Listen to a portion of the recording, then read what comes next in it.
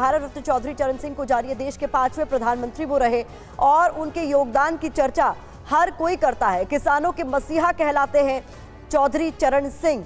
आज़ादी आंदोलन का वो हिस्सा भी रहे। इसके अलावा बता दें आपको कि यूपी में भूमि सुधार का पूरा श्रेय चौधरी चरण सिंह को ही जाता है। प्रशासनिक शक्ति के लिए वो प्रसिद्ध थे, जाने जाते थे और अब उनके लिए भारत रत्न का ऐलान कर दिया गया। साधारण जीवन के लिए भी जाने जाते थे। ऐसे में नरसिम्हा राव के पोते का बयान सामने आ रहा है, सुनवाते हैं। Where he has been constantly recognizing whether it is Padma Shri or Padma Vibhushan or including the Bharat Ratna.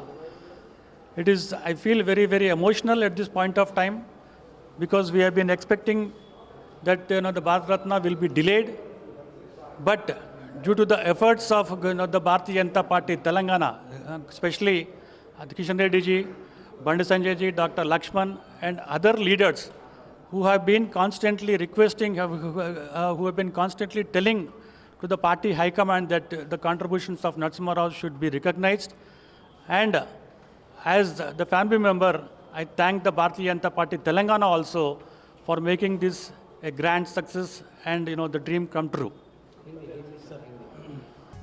तो पूर्व पीएम नरसिम्हा राव के पोते को आप सुन रहे थे और उन्होंने साफ तौर पर खुशी का इजहार किया। साथ ही साथ प्रधानमंत्री नरेंद्र मोदी का वो आभार जताते हुए नजर आए और उन्होंने कहा कि प्रधानमंत्री नरेंद्र मोदी ने पीवी नरसिम्हा राव को, देश के पूर्व प्रधानमंत्री को यह सम्मान दिया, इसके लिए उनका शुक्रिया, आभार।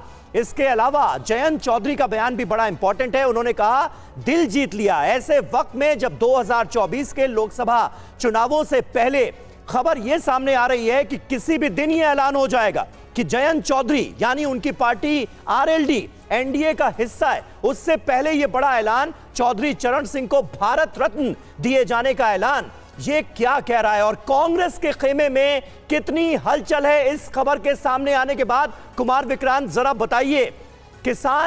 किसानों से जुड़े हुए दो बड़े लोग, दो बड़े चेहरे, चौधरी चरण सिंह और एमएस स्वामीनाथन, इसके अलावा कांग्रेस की सरकार में प्रधानमंत्री रहे पीवी नरसिम्हा राव, कांग्रेस कैसे देख रही है इसे?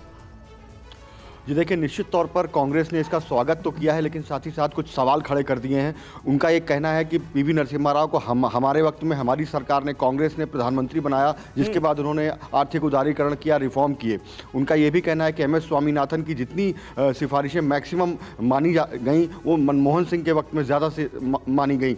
और उनका ये भी कहना है कि नरसिम्हा राव के साथ मनमोहन सिंह ने जो काम किया, उसी मनमोहन सिंह सरकार के 10 सालों के आर्थिक कुप्रबंधन की को लेकर के श्वेत पत्र एक तरफ जारी किया जा रहा है और एक तरफ आप नरसिम्हा राव को भारत रत्न दे रहे हैं। तो साथ ही साथ ये भी कहा जा रहा है कि चाहे चौधरी चरण सिंह हो या स्वामीनाथन हो, दोनों का या नरसिम्हा राव का, सबका योगदान है, लेकिन टाइमिंग को देखिए। और कांग्रेस सवाल ये कर रही है कि चुनाव के मद्देनज़र ये किया जा रहा है। कांग्रेस का ये भी कहना है कि अगर वाकई इनको सम्मान देना है तो भारत तो दिया गया है, इनकी जो नीतियां हैं उनको लागू क्यों नहीं किया जा रहा? बहुत बड़ी बात आपने कही, यहाँ पे टाइमिंग बहुत अहम है। एक तरफ श्वेत पत्र सरकार लेकर आई है जिसमें आर्थिक नीतियों की तुलना की जा रही है यूपी सरकार वर्सेस केंद्र सरकार की, तो दूसरी तरफ ये बहुत बड़ा फैसला है। आनंद, मैं आपके पास आ रही हूँ। अगर पीवी नरसिम्हा राव की बात की जाए, पूर्व प्रधानमंत्री, और प्रधानमंत्री मोदी ने उनके बारे में लिखा है कि भारत को वैश्विक बाजारों के लिए जिसको खोला गया, आर्थिक सुधारों का श्रेय पीवी नरसिम्हा राव को जाता है,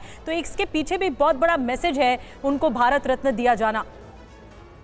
बिल्कुल, एक मैसेज तो ये है कि जिस तरह से पीवी नरसिम्हा राव ने भारत की जो बंद अर्थव्यवस्था थी उसको खोला उन्होंने, और आज अगर भारत जो है ग्लोबल इकोनॉमी बनी है तो उसकी एक बड़ी वजह जो नीतियाँ, जो रिफॉर्म्स पीवी नरसिम्हा राव अपने प्रधानमंत्री रहते हुए और साथ में उन्होंने मनमोहन सिंह के सहयोग से जो नीतियाँ लागू की थी, उसका ये असर है कि आज भारत की जो कंपनियाँ हैं विदेशों में निवेश करी और विदेशों की कंपनियाँ इतनी भारत में निवेश करी जिसके चलते जो एम्प्लॉयमेंट जनरेशन इतनी ज़्यादा है। और दूसरी बात यह है कि आंध्र प्रदेश के एक नेता को भी, एक ऐसे नेता को जो कि देश के प्रधानमंत्री थे लेकिन वो कांग्रेस के पार्टी के आते थे, उनको अगर एक गैर बीजेपी सरकार के पीएम को अगर बीजेपी सरकार उनको भारत रत्न देती है तो एक मैसेजिंग भी है, एक पॉलिटिकल मैसेज भी है कि बीजेपी जो है वो या मोदी सरकार है किसी को पॉलिटिकल चश्मे से नहीं देख रही है। जाहिर तौर पर इसका फायदा बीजेपी को आंध्र प्रदेश और साउथ के स्टेट्स में मिलेगा और इसके पीछे बड़ी भी वजह है। बार बार प्रधानमंत्री पीवी नरसिम्हा राव की जिस तरह से उसको नकारा गया, उनको जो ड्यू था उनका, कांग्रेस पार्टी ने, सोनिया गांधी ने ने, राहुल गांधी ने कभी नहीं दिया। प्रधानमंत्री इसको संसद से लेकर संसद के बाहर तक बोल चुके हैं। बिल्कुल सही बात है और ये अपने आप में हैं। बहुत बड़ी बात है। कर्पूरी ठाकुर जननायक पहला नाम सामने आता है जब भारत रत्न के ऐलान का सिलसिला शुरू होता है और उसके बाद लाल कृष्ण आडवाणी और अब 3 बड़े नाम। अब ये जो 3 भारत रत्न हैं, इनसे क्या संदेश दिया गया है? पहला ये कि कृषि क्षेत्र के लिए समर्पित है सरकार, क्योंकि चौधरी चरण सिंह इतने बड़े किसान नेता, देश के प्रधानमंत्री रहे, उनको यह सम्मान दिया जा रहा है। किसानों का हित मोदी सरकार का एजेंडा है, यह भी एक बड़ा मैसेज जाता है। कृषि क्षेत्र में किए गए योगदान की एक तरह से सराहना की जा रही है, चाहे उत्तर प्रदेश के मुख्यमंत्री रहते या फिर प्रधानमंत्री रहते। चौधरी चरण सिंह ने जो काम किए, उनके काम को सम्मान है। दलों के दायरे से बाहर जाकर सम्मान दिए जा रहे हैं। पीवी नरसिम्हा राव का नाम हो या फिर चौधरी चरण सिंह का, आप देखिए ये मैसेज भी देने की कोशिश की जा रही है। मोदी ने देश के मान सम्मान को प्राथमिकता दी। जिन्होंने भी अच्छा काम किया, जिन्होंने भी देश के विकास में योगदान दिया, उन्हें भारत रत्न से नवाजा गया, सम्मानित किया गया। दलगत राजनीति से खुद को ऊपर रखने का भी एक बड़ा मैसेज, बड़ा संदेश जा रहा है। 2 सम्मानित व्यक्ति दक्षिण भारत से आते हैं, यह भी बड़ा महत्वपूर्ण है। ऐसे वक्त में जब नॉर्थ वर्सेस साउथ की भी बातें होती हैं, पीवी नरसिम्हा राव आंध्र प्रदेश के मुख्यमंत्री रहे, एमएस स्वामीनाथन तमिलनाडु से आते हैं, उनको भारत रत्न से नवाजा गया है। यानी देश के हर हिस्से के योगदान को सम्मान दिया जा रहा है। ये एक बहुत बड़ा मैसेज इसमें छिपा हुआ है, इससे इनकार बिल्कुल नहीं किया जा सकता। और आनंद, ये कोई छोटा मोटा मैसेज नहीं है। ऐन चुनावों से पहले ये बहुत बड़ा मैसेज देने की कोशिश की गई है मोदी सरकार की तरफ से। जाहिर है कि चुनाव के समय ही, लेकिन कम से कम जो आपका योगदान था उसको रिकॉग्नाइज किया गया और आपको भारत रत्न देने का फैसला किया गया।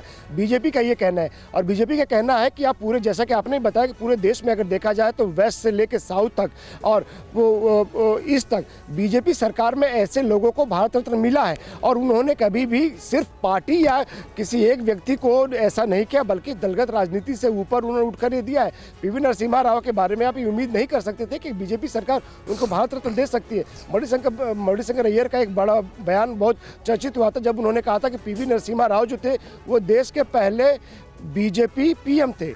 तो ऐसे में आपको ये लगता है कि जिसको कद्र, जिसके योगदान की कद्र देश करता है, लेकिन कांग्रेस पार्टी ने की, अपने पीएम की कद्र ने की, उसको उसके योगदान को कद्र को है, उसके योगदान की कद्र मोदी सरकार ने की और उसको सम्मानित किया। स्वामीनाथन ने किसानों के लिए इतना कुछ किया उन्होंने, और उनकी रिपोर्ट जो है तमाम किसान है, तमाम पोलिटिकल पार्टी, इस पे राजनीतिक नजरिया तो जरूर आ रहा है, कांग्रेस की प्रतिक्रिया हो या दूसरे दलों की। पंकज झा भी हमारे साथ जुड़े हुए हैं। पंकज, लेकिन अगर इसको एक इलेक्टोरल पॉलिटिक्स, चुनावी राजनीति के संदर्भ में देखें तो क्या बीजेपी इस तरह के कदमों से, इस तरह के फैसलों से ये सरकार, मोदी सरकार 1 by 1 कांग्रेस से या कहें इंडिया अलायंस से इलेक्टोरल ग्राउंड या इश्यूज को स्नैच करती जा रही है, छीनती जा रही है? निस्संदेह में कोई दो राय नहीं है और सामने ऐसा दिख भी चुका है। जब बिहार में सभी पार्टियां, वो आरजेडी हो या जेडीयू, सबकी तरफ से मांग हो रही थी कि कर्पूरी ठाकुर जी को भारत रत्न दिया जाए, और जब इस बात का फैसला कर लिया गया, प्रधानमंत्री ने इस बात की घोषणा कर दी, कैसे आपने देखा वहां मारामारी मची हुई थी आरजेडी और जेडीयू में कि किसकी वजह से ये सम्मान मिला है। तो कर्पूरी ठाकुर जी को सम्मान देने के बाद वहां पर एक पूरा एक माहौल बदलता है, जो एक सामाजिक समीकरण होता है उसमें एक मैसेज जाता है, पॉलिटिकल मैसेज की बात होती है। फिर वहां पर जिस तरीके से जेडीयू की एंट्री एनडीए में हो गई, उसी तरीके से देखा जा रहा है कि चौधरी चरण सिंह, और बात सिर्फ पश्चिमी यूपी की नहीं है, हरियाणा और राजस्थान की भी जाट बहालू इलाकों की है। और अब से कुछ देर पहले आपने अखिलेश यादव को सुना, वो भी लंबे समय से चौधरी चरण सिंह जी को भारत रत्न देने की मांग कर रहे थे। चौधरी अजीत सिंह लगातार इस बात की मांग करते रहे जब यूपीए की सरकार थी, लेकिन ऐसा नहीं हो पाया। अब जाकर ऐसा हुआ, इसीलिए जयंत चौधरी कह रहे हैं कि दिल जीत लिया।